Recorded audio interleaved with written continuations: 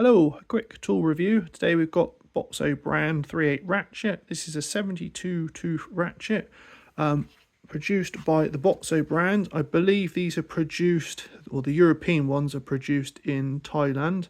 The Boxo brand in America, I think, does produce their stuff in-house. 38 ratchet, model number is RS32-003. You can buy this singly or part of the set. I think singly these are about 35 to 40 pounds.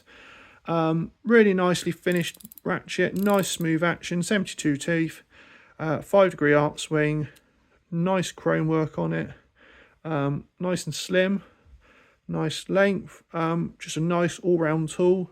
I've had a couple of people, subscribers, mention to me about this brand and say that it's a tool they keep in their box in their workshops. Great for your home mechanics, great for your everyday mechanic in the workshop.